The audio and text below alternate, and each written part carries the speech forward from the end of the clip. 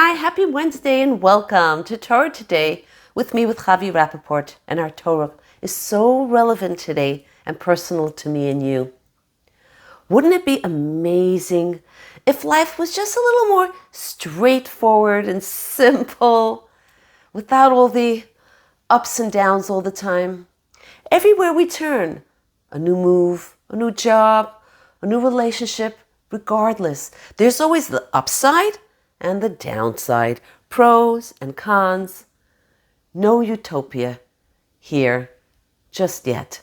And why?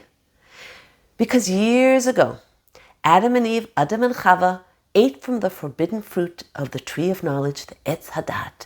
And from that point, good and bad are intermingled in everything and everywhere in the world. Within ourselves, it's become really difficult to discern between good and bad without tainting it with our own ulterior motives, personal interests. This is our struggle. Parshat Eikev. Moshe is reviewing different eras, episodes in Jewish history, and he talks about the Manna and presents it in two very different lights. And he says, Vaya'aneka vayariveka, that Hashem afflicted suffering on you and hungered you, starved you with the man. And yet, really? That's not what we know about the man. The man, it came down and satiated every single person and catered to his every whim, every palate. How can we straddle the two?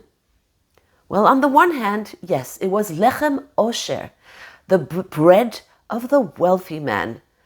Again, kitzapichit bitvash.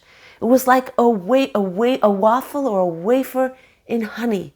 It looked like white crystal. It came down so beautifully, so fresh. On the other hand, it was the poor man's food. Well, firstly, because every day it looked the same. Nothing changed. It did taste different, but it looked the same.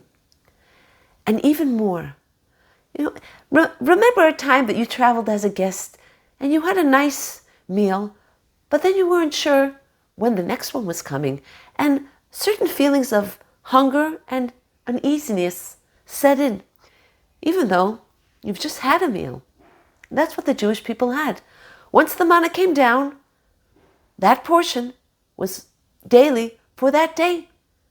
And then there was nothing left.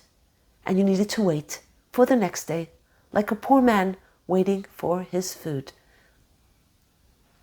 This is life. Lechem osher, lechem ani. We have that time of plenty, and we have that time of lack. Here is an inspiration for your day. Whether life hands us plenty, and I think my success, it's mine, my grit, my wisdom, or life gives me lechem oni, lack. Nothing's going right. What did I do wrong? Do I blame myself? We must look up to heaven, take the lesson from the manna. Lechem min hashemayim. Everything comes from above. And it's all from a benevolent and giving God. And if you're inspired by this, go inspire someone else.